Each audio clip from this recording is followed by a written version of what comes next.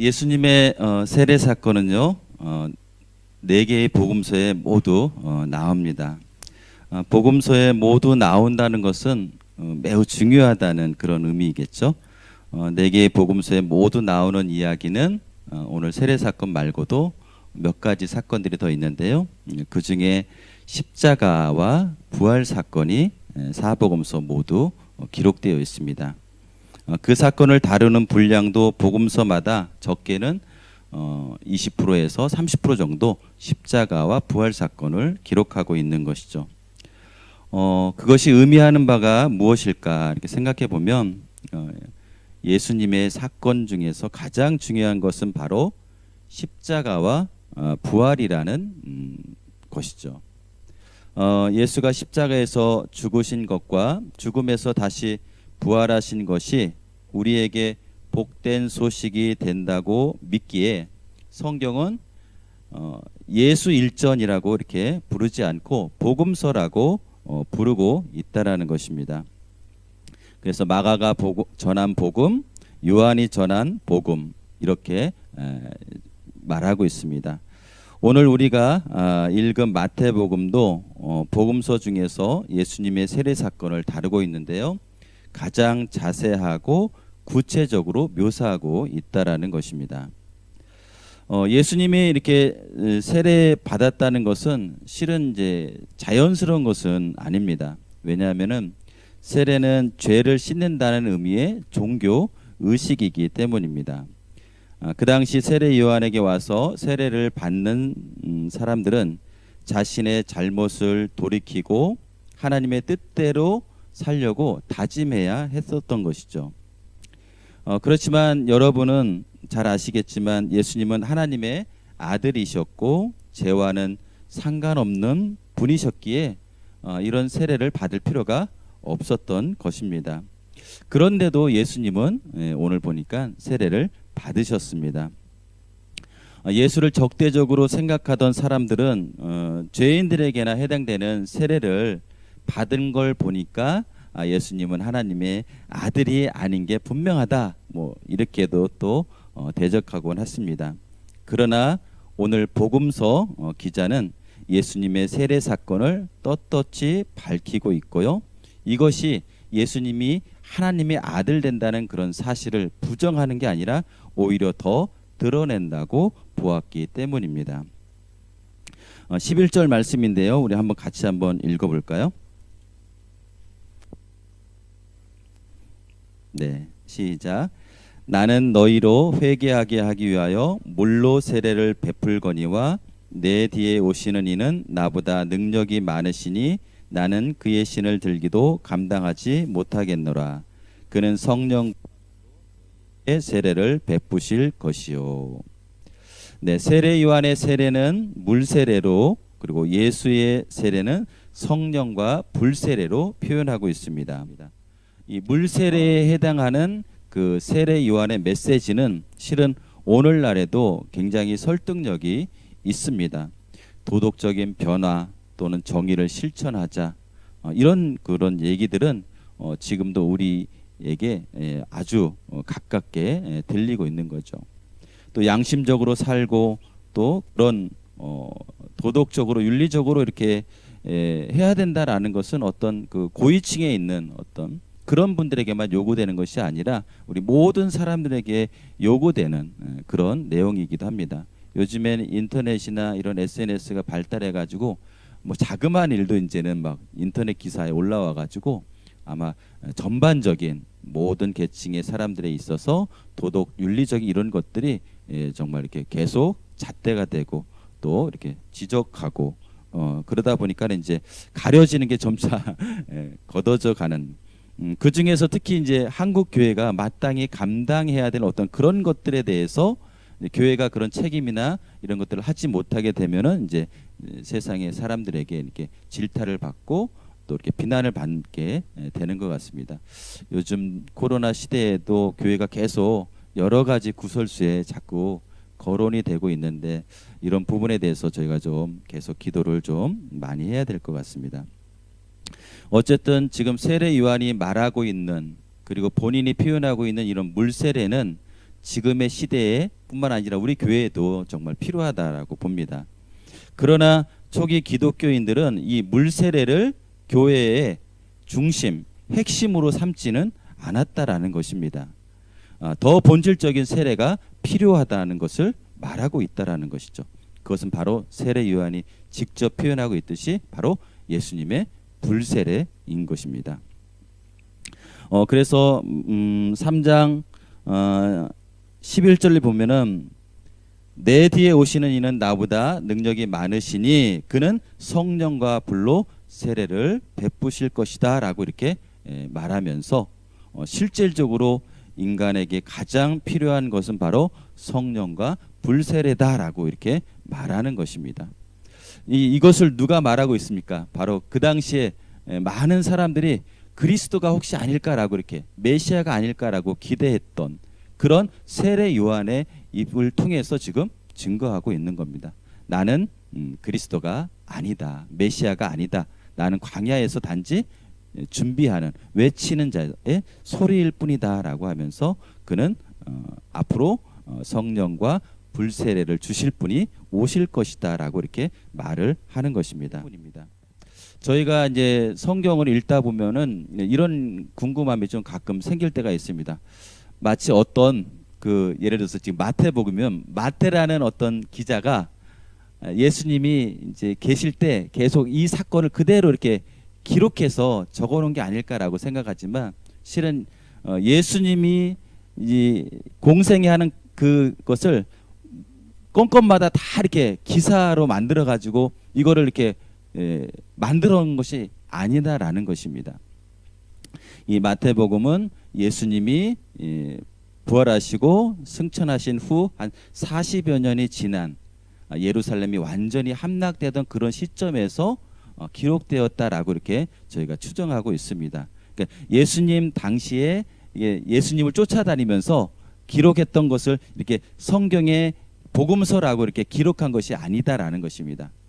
예수님이 죽은 자 가운데서 다시 살아나셔서 예수님의 부활을 목격한 제자나 그 목격담을 들은 그런 제자들이 생각해 보니까 예수님은 하나님이셔, 메시아셔, 그리스도셔라고 이렇게 그것을 나중에 깨닫게 된 것입니다.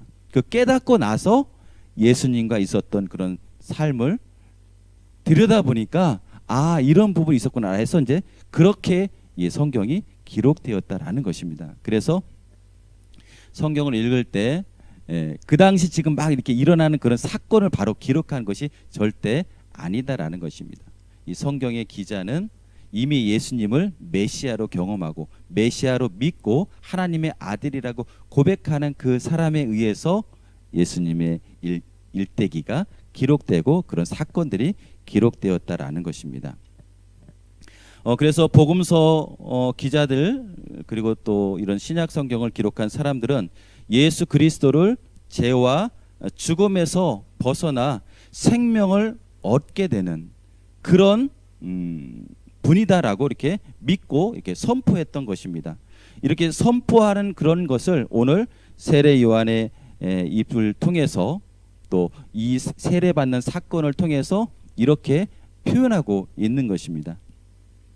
어떻게 표현하고 있나요? 나는 물로 세례를 주지만 예수 그리스도는 성령과 불로 세례를 베푸십니다라고 이렇게 고백하고 있는 것이죠.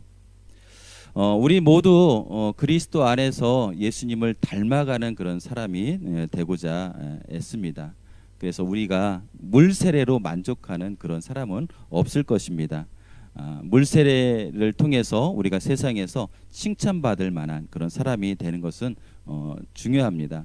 그러나 그것이 기독교의 근본, 기독교의 핵심, 그것은 아니다라는 것입니다. 오늘 마태복음 3장 14절에서 15절을 좀 잠깐 좀 보겠습니다. 요한이 말려 이르되 내가 당신에게서 세례를 받아야 할 터인데 당신이 내게로 오시나이까. 예수께서 대답하여 이르시되 이제 허락하라. 우리가 이와 같이 하여 모든 의를 이루는 것이 합당하니라 하시니 이에 요한이 허락하는지라. 네, 여기서 모든 의를 이룬다라는 그런 뜻이 무엇일까요? 성경에서 말하는 의는 하나님만이 행할 수 있는 구원 역사, 하나님의 어떤 그 뜻을 가리킬 때 의라는 단어를 사용합니다. 그래서 여기서 말하는 그 의는 하나님의 뜻을 표현하는 단어일 것입니다.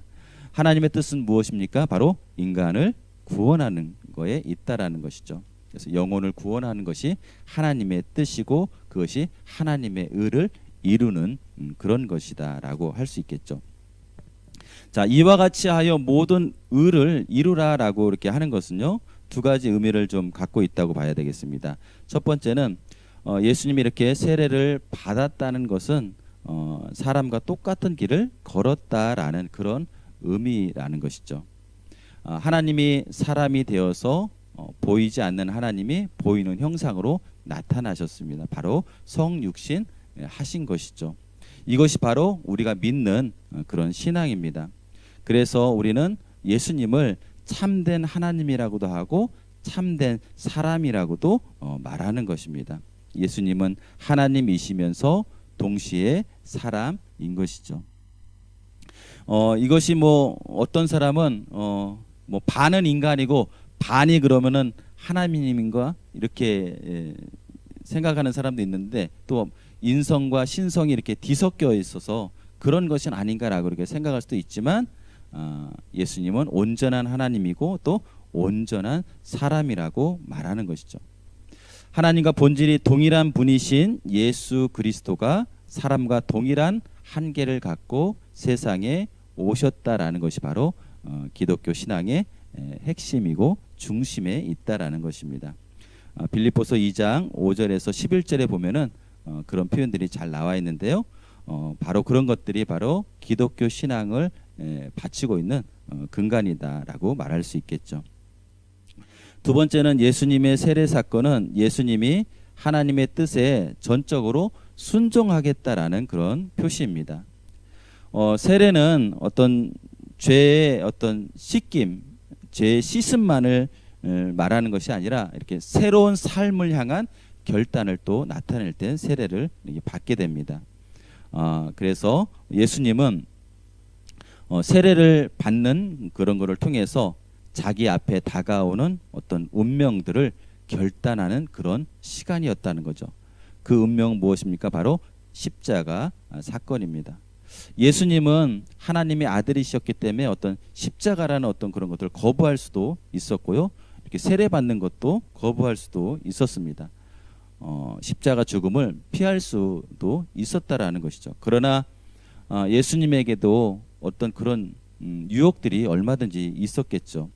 그러나 예수님은 자신에게 이런 다가오는 운명을 피하지 않고 그것을 그대로 받아들였던 것입니다. 그래서 그 받아들였다는 그 표시가 바로 세례 요한에게 세례받는 그것을 통해서 하나님의 뜻에 절대적으로 순종하겠다라고 결단했던 것입니다. 그리고 예수님이 사람과 하나가 되어서 사람을 대신해서 세례를 받았다라는 그런 의미가 있는 것입니다. 그래서 세례 요한과 이렇게 대화를 마치고 세례를 받는 그 순간 특별한 현상이 나타나는데요. 바로 16절, 17절입니다. 같이 다시 한번 읽어보겠습니다. 16절하고 17절입니다. 네, 시작. 예수께서 세례를 받으시고 곧 무태에서 올라오실새 하늘이 열리고 하나님의 성령이 비둘기같이 내려 자기 위에 임하심을 보시더니 하늘로부터 소리가 있어 말씀하시되 이는 내 사랑하는 아들이요 내 기뻐하는 자라 하시니라. 아멘. 네, 세 가지 특별한 현상이 일어나는데 하늘이 열리고 성령이 임하시고 하늘에서 소리가 들렸다라고 말하고 있습니다. 마태복음은 이렇게 좀 꼼꼼히 읽다 보면은 이 예수가 유대인의 왕으로 오셨다라는 것을 이렇게 강조하고 있습니다. 그래서 다윗의 왕의 후손으로 이렇게 오셨다라고 이렇게 표현하는 것입니다. 그래서 오늘 이 세례 받는 것을 통해서 예수님이 하나님의 아들이시고 메시아다라는 것을 어떻게 표현하고 있냐면은 마치 왕의 대관식을 여는 어떤 그런 장면들하고 비슷한 그런 표현으로 지금 표현하고 있다라는 것이죠. 네, 그래서 이제 하늘이 열리고 그러면 이제 우리 왕이 이렇게 하면은 막 온천하 문이 다 열리잖아요. 뭐 그런 것처럼. 그리고 성령이 임해서 왕관을 쓰는 것처럼 성령이 임하는 것처럼. 그리고 막 큰 그런 막 소리들이 있잖아요. 막 함성들이 있잖아요. 근데 하나님의 그런 소리가 이렇게 막 나고 마치 이 장면은 마치 예수님이 세례 받을 때 만왕의 왕으로 오신 예수 메시아의 어떤 대관식을 하는 그런 장면하고 좀 비슷한 장면이다라는 것이죠. 그것을 지금 마태는 이렇게 시적인 운율을 통해서 지금 소개하고 있는 것입니다. 첫 번째 현상은 바로 하늘이 열리고인데요. 하늘이 열렸다는 게 무슨 뜻일까요?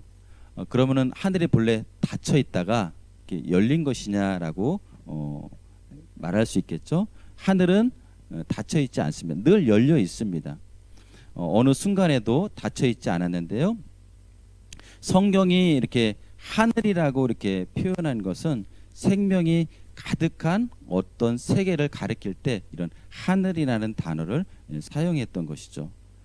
우리에게 다 밝혀지지 않은 비밀이 있는 곳, 그것이 하늘인데 바로 궁극적인 생명이 숨어 있는 곳이다라고 이렇게 그것을 가리킬 때 우리는 하늘이라는 단어를 성경에서는 사용하고 있다라는 거죠.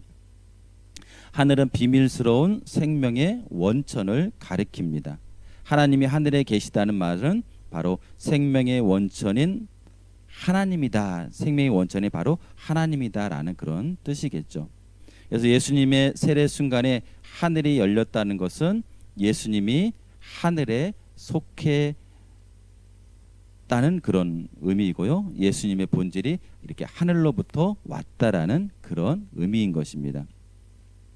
두 번째는 이제 하나님의 영인 성령이 비둘기 모양으로 예수님 위에 내려오셨다. 성령이 비둘기 같이 임했다는 그런 표현으로 어떤 궁극적인 사실을 지금 말하고자 하고 있다라는 것입니다. 그것은 뭐냐면 바로 성령은 생명의 영이라는 것이죠. 그래서 성령이 임했다라는 것은 바로 예수님에게 생명의 영이 창조의 영이 임했다라는 그런 것을 표현하는 것입니다. 그래서 예수님을 통해서 생명이 가능해졌다, 구원이 가능해졌다라는 그런 의미이기도 합니다. 그래서 하늘 문이 열렸다라는 표현은 또 성령이 예수님에게 임했다라는 그런 표현하고 같은 동일한 의미다라고 할 수 있는 것이죠. 자, 그리고 세 번째 표현은 뭐냐면은 하늘에 소리가 났다라는 것이죠. 내 사랑하는 아들이고 내가 그를 매우 기뻐한다라는 이 말은 시편 2장 7절에 나와 있는 그런 말을 인용한 것인데요. 예수님은 하나님의 아들이십니다. 그 말의 의미는 예수님은 하나님처럼 똑같이 생명의 주인이시다라는 그런 얘기입니다. 예수님에게 바로 생명과 진리를 경험했던 것을 이렇게 표현하는 것이죠. 이 세 가지 현상은 말씀드렸다시피 그 순간에 일어난 것을 마태가 어떤 신문 기자가 되어서 그것을 이렇게 기록했던 것이 아니라 후에 나중에 예수님의 운명 전체를 생각해 보니까 바로 예수님에게 메시아적인 사건이 일어났던 것이다. 그리고 예수님은 바로 하나님의 아들이시다라는 것을 믿고 그것을 표현한 내용이다라는 것이죠. 예수님은 그가 전 인생을 통해서 실은 하나님의 아들이셨다라는 것을 알고 있었고 또 그것을 여러 차례 이렇게 자신의 입은 아니지만 다른 사람의 입을 통해서 이렇게 증명되었던 부분이 있었습니다. 그래서 예수님의 모든 가르침, 또 예수님의 모든 기적들, 또 예수님의 십자가와 부활, 이 모든 운명까지 이 모든 것을 포함할 때 예수님은 하나님의 아들이었다라는 것입니다. 그래서 예수님이 세례 받을 때 하늘이 열린 것이고 성령이 임한 것이고 하늘에서 소리가 났던 것입니다. 하나님의 아들이라는 말은 하나님이 사람처럼 부인이 있어가지고 아들을 둔다는 뜻은 아니겠죠. 예수님이 하나님의 아들이라는 것은 바로 예수님이 하나님의 속성과 능력을 그대로 받으셨다라는 뜻입니다. 아들이라는 말은 아버지의 유업을 이어받는 상속자라는 그런 의미가 담겨져 있기 때문입니다. 그래서 하나님의 속성과 하나님의 유업은 바로 생명을 가리키는데 이 예수님에게 이런 참된 생명이 있다라는 것을 우리가 믿는 것이죠. 그래서 이런 예수님의 부활하심을 통해서 종말의 창조 사건이 완성된다라고 저희가 믿는 것입니다.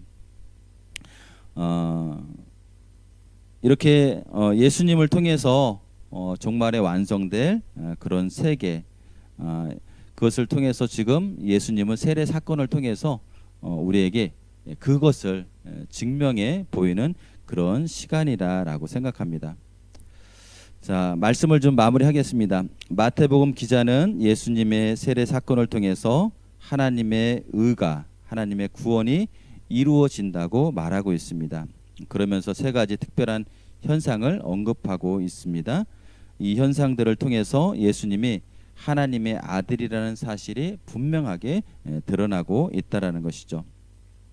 그리고 그것은 예수님의 부활을 통해서 확인이 되었고 종말에 최종적으로 확인이 될 것이다라는 것이죠.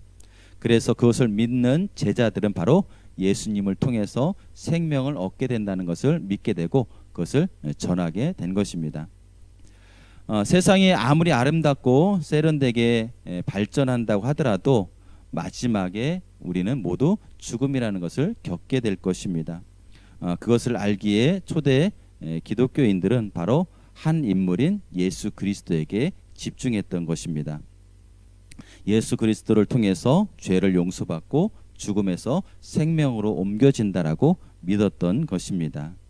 그래서 우리도 동일하게 질문하고 해봐야 되지 않을까 싶습니다. 과연 우리도 예수님을 우리의 운명 전체를 걸만한 그런 대상으로 여기고 있는 것인가? 그리고 예수님을 통해서 날마다 풍요로운 삶을 경험하고 있는 것인가라는 것을 한번 생각해 보면 좋겠습니다. 우리 인생이 고달프고 또 힘들지만 여전히 우리에게는 희망과 또 소망이 있습니다. 주님이 다시 오신다라는 것이죠. 이런 말들이 늘상 하는 얘기로 여러분 혹시 들리는지는 모르겠습니다. 그러나 우리가 세상에서 정신을 바짝 차리고 살아야지 바로 예수님의 그 말씀에 우리가 붙들려서 살 수 있지 않을까 생각합니다. 예수님을 생각하는 사람들은 이 세상에서 일어나는 어떤 일들을 오히려 좀 사소하게 여기고 우리에게 주어진 생명을 더 소중하게 더 여기게 되겠죠. 그래서 밭에 묻힌 부화를 발견하고 자기 재산을 다 팔아서 그 밭을 산 사람처럼 예수님에게 있는 그 생명을 더 소중하게 여기고 자기에게 있는 것들을 오히려 배설물처럼 그런 것들을 배설물처럼 여기게 된다는 거죠. 그렇게 살아가는 게 바로 예수님을 따르는 사람들이다라고 생각합니다. 오늘 예수님을 통해서 하늘 문이 열리고 그리고 또 성령이 임하고 하늘에서 이런 소리가 들렸다고 합니다. 그래서 우리가 삶을 살아가면서 성령님이 나에게 임한 거 우리가 믿고 있잖아요. 그러면서 또 우리가 하나님이 저희들에게 말씀하는 거 하나님 우리를 사랑하시고 또 기뻐하는 거라고 우리가 믿고 있습니다. 그러나 지난주에 우리가 그런 얘기를 했죠. 예수님께서 잘하시면서 하나님과 사람에게 더 사랑스러워 가시더라라는 그런 말씀을 들었다라고 했습니다. 마찬가지로 오늘 예수님에게만 하나님이 특별하게 말씀하신 그런 말씀으로 우리가 받기보다는 이 말씀을 오늘 내가 받을 말씀 또 내가 하나님에게만 받는 말씀이 아니라 우리 주변에 있는 사람들에게 받는 그런 말씀이 되면 참 좋겠다라는 생각을 합니다. 이는 내 사랑하는 아들이요 내 기뻐하는 자라는 말을 하나님과 사람들에게 받는 그런 것들을 받는 것을 통해서 하나님께 영광을 돌리게 되는 그런 우리 모두가 되기를 축복합니다.